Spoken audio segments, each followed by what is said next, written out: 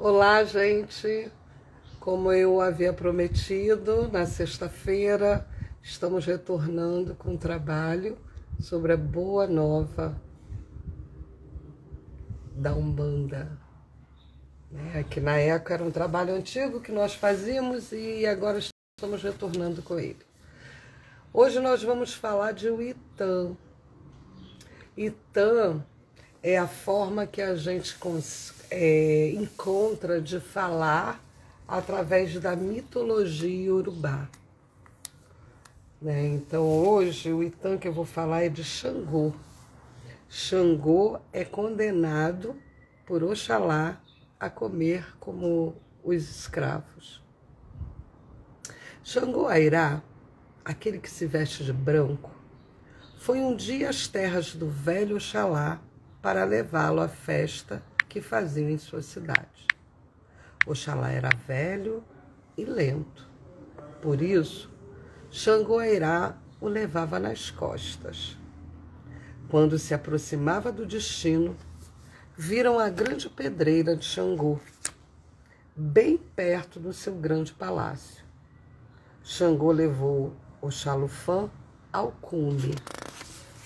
E quando chegou lá, ele foi mostrar ao velho todo o seu império e poderio. E foi de lá de cima que Xangô avistou uma belíssima mulher mexendo numa panela. Era o Iá. Era o amalado rei que ela preparava. Xangô não resistiu a tamanha tentação. O Iá e Amalá era demais para sua gulodice. Depois de tanto tempo pela estrada, Xangô perdeu a cabeça e disparou caminho abaixo, largando Oxalufã em meio às pedras, rolando na poeira e caindo pelas valas. Oxalufã se enfureceu com tamanho desrespeito e mandou muitos castigos que atingiram diretamente o povo de Xangô.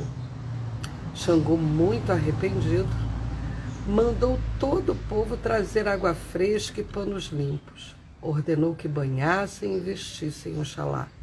Oxalufã aceitou todas as desculpas e apreciou o banquete de caracóis e inhames, que por dias o povo lhe ofereceu.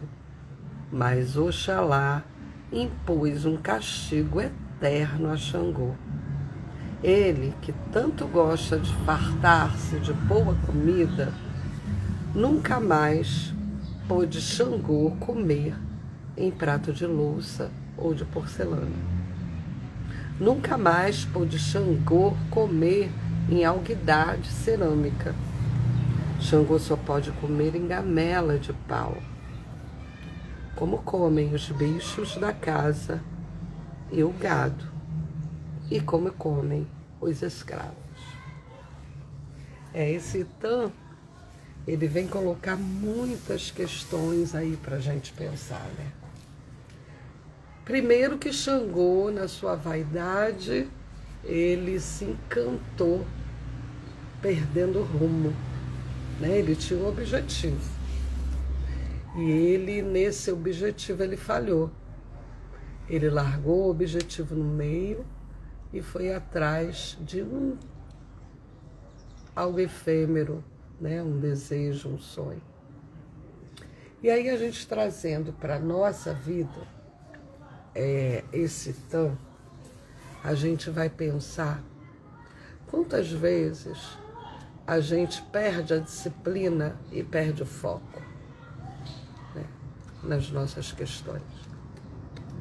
Eu mesmo, atualmente estou com várias questões que, se eu não tiver disciplina, eu não vou conseguir resolver.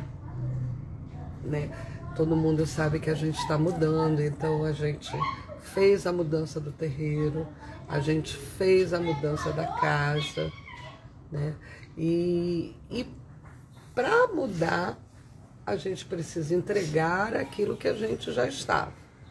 Tudo isso exige disciplina e organização. Se eu, em algum momento, me iludi por outra coisa no meio do caminho, eu perco o foco, perco o dinheiro e não cumpro a minha obrigação. Então, esse Itã, ele vem mostrar para a gente que, primeiro de tudo, a gente não deve se perder na vaidade. A vaidade, ela nos leva ao desejo e ao desejo do efêmero, daquilo que passa. Xangô se encantou com o Oiá, se encantou com a comida. Muitas das vezes a gente, pela gula, a gente perde tantas coisas importantes. A gente perde a beleza, a gente perde o encantamento e a nossa autoestima baixa, né? Pela gula, porque a gente não sabe dizer não ao desejo impróprio. Existe sempre o desejo vai existir. E se esse desejo ele for bom para todos, o universo ele atende. Então, dentro da espiritualidade, tudo começa com querer, com desejo. Se ele for saudável, o universo atende. Isso é fato. Agora, se o desejo ele não for bom para nós, ele nos arrasta para o lodo e nos tira do foco central. Xangô se encantou e o desejo cegou Xangô a ponto dele perder o rumo e não cumprir a responsabilidade que ele tinha com Oxalá. E olha as consequências disso, né? Oxalá, ele ficou abandonado à própria sorte. Quantas vezes nós não abandonamos um filho, um amigo, um trabalho, por conta dos nossos desejos, de realizar os nossos desejos, né? Porque a gente não consegue dizer não a nós mesmos. O desejo, ele sempre vai existir. Cabe a nós entender se aquilo é saudável ou se não é. Como é que se sabe disso? É sabendo se o teu desejo ele vai satisfazer o ego ou se ele é um desejo que vai satisfazer a alma. O ego, o vício, está muito ligado, né? Comer demais, fumar, a vaidade em excesso, a bebida em excesso. Então, tudo que está no excesso é do ego. Tudo que está no benefício para muita gente, além de você, é desejo da alma. Isso é fácil, não é fácil de perceber no início, mas depois que você acostuma a fazer essa seleção, você consegue perceber bem quando é alma, quando é ego. E aí a gente cai lá no ego. Como dizer não ao ego, né? É difícil no início. Isso requer disciplina.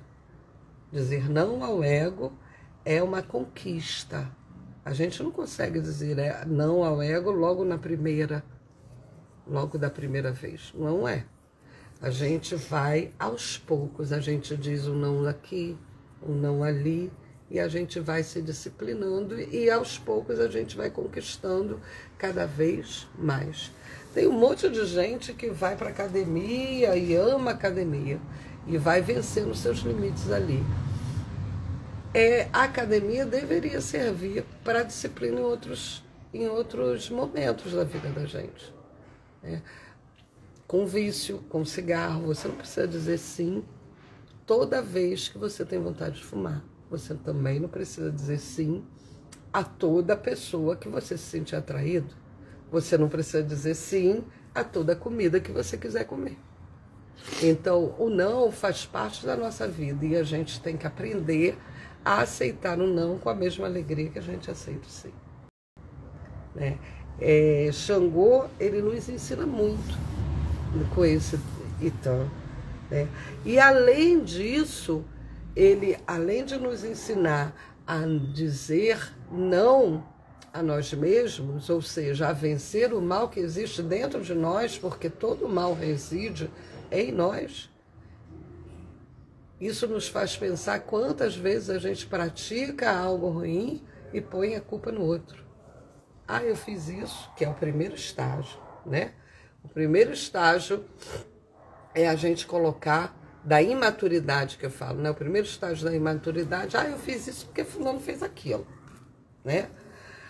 Você quer que eu faça isso, mas você não cobra que fulano faça isso também. Então, quer dizer, a gente sempre coloca no outro a responsabilidade que é nossa.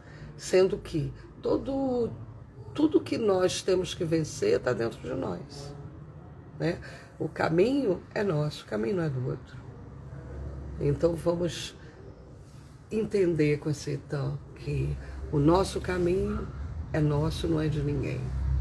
Então, aprendamos com os nossos erros, com as nossas falhas. Porque há erros que são irreversíveis. Há erros que as consequências são para a vida toda.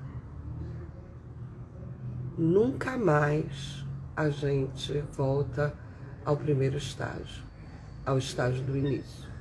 Isso aconteceu com Xangô. Xangô, por mais que tentasse retratar o erro, ele não conseguiu. Ele ficou condenado pela gula, né? Ele ficou condenado a comer como os bichos na gamela. Então, por que esse Itã mostra isso? Oxalá foi cruel com Xangô, foi radical. A vida é assim, você planta, você colhe, né? Isso não é radicalizar, isso é a lei do retorno. Não adianta você querer colher morango se plantou melão. A lei do retorno é você planta, você colhe. E Oxalá fez Xangô colher aquilo que ele plantou, né? Ele agiu com a fúria de um bicho, com a indisciplina de um animal e não racionalizou o pensamento. Então ele deixou a emoção tomar conta dele. Quem age com a emoção? Quem age com o instinto? Porque quando ele se encanta com o Iá, foi o instinto que falou mais alto. O desejo. O desejo que falou mais alto. E o desejo vem do instinto, e o instinto é animal. O animal não controla o instinto, mas o homem controla o instinto, porque o homem tem a razão. Então, se o Iá atiçou o instinto de Xangô, Xangô tinha por bem que pensar, não, eu tenho que cumprir o meu trajeto com Oxalá. Eu tenho um trato com Oxalá. Então eu tenho que cumprir o meu trato com Oxalá.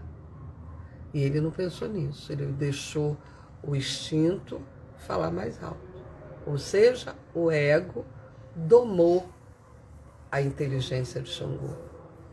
Então, quando ele ficou escravo do ego, ele comeu como escravo da gamé. Era a consequência. Então, tem coisas que a gente faz na vida que a consequência não dá para reparar. Não dá. Então, é necessário que a gente aprenda com os erros, sim. Esqueça os prejuízos e use isso ao nosso favor. Antes de fazer qualquer coisa, crie o hábito de pensar sobre ela.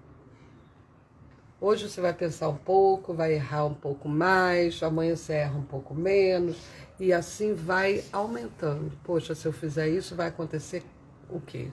vai ser bom para quem? Vai ser bom só para mim? Vai ser bom para mim, para fulano, para cicrano? O que eu vou colher disso? Né? Qual a consequência disso? Pensar antes de fazer. Não deixar a emoção tomar conta de tudo e não agir sem pensar. Né? Sabendo que toda reação, toda ação tem uma reação. E essa reação nem sempre ela tem retorno. Ficamos por aqui, né? Espero que vocês tenham gostado. A gente está assim num turbilhão muito grande, mas eu prometo elaborar mais. Um beijo e até a próxima.